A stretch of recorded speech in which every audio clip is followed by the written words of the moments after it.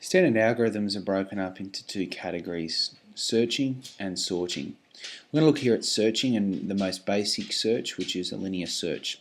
This is something that you would probably execute, say you're at the cricket and you're trying to find or locate a friend that was wearing a red top. You would start with the first dial and the first person.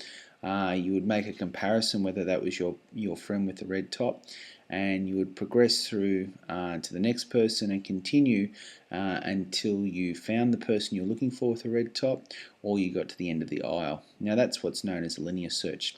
So what we're going to try and do is to look at how the logic behind a linear search could be applied to that of a computer via an algorithm.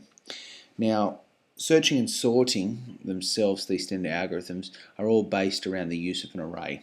And what we know about an array is a data structure, and obviously what we can see here is a single dimensional array.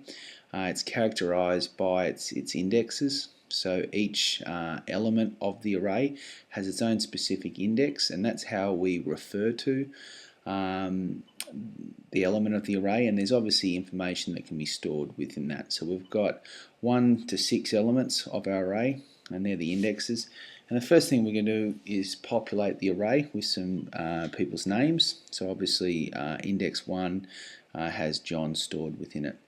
Now in order to perform a linear search we need a bit more. We need a search item. So our search item is Tom, and search item is often a variable because you can search for a range of different aspects. And the other thing that we also need is index. And index is often the first element of the array, which is 1.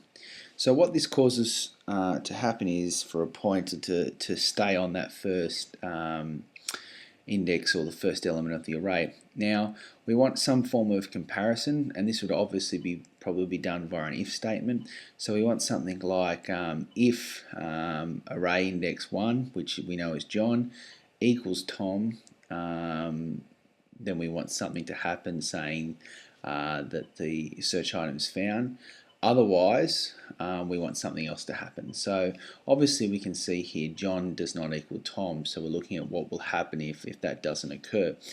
With a linear search, what it does is it increments the index. So index equals index plus 1. So if we add 1 to that index, what it does cause is the pointer to then shift to the second element of the array. We'd want this in the form of a repetition. We want this to continually repeat until either we get to the end of the array or the search item Tom has been located. So this repetition will occur, and obviously we haven't found Tom, and we're not at the end of the array, so we'll continue the comparison again by this repetition. So we'll say if Frank equals Tom, no it doesn't, then we're going to increment our index. So index equals index plus 1. So if we add 1 to that index, it goes to 3. It shifts the pointer to Greg. Once again, haven't found Tom, not at the end of the array. We do our comparison. Greg doesn't equal Tom, increment our index. Goes to now 4. Once again, haven't found Tom, not at the end of the array. Does Chris equal Tom? No, it doesn't. Increment our index to 5. Now the next thing, does Tom equal Tom? Yes it does. Now this is the first time we're going down the different path, the binary selection statement, so we're obviously going to flag that Tom has been found, and this should cause our repetition structure to cease for us to really exit the loop. So obviously we've found Tom, end the loop, that's it.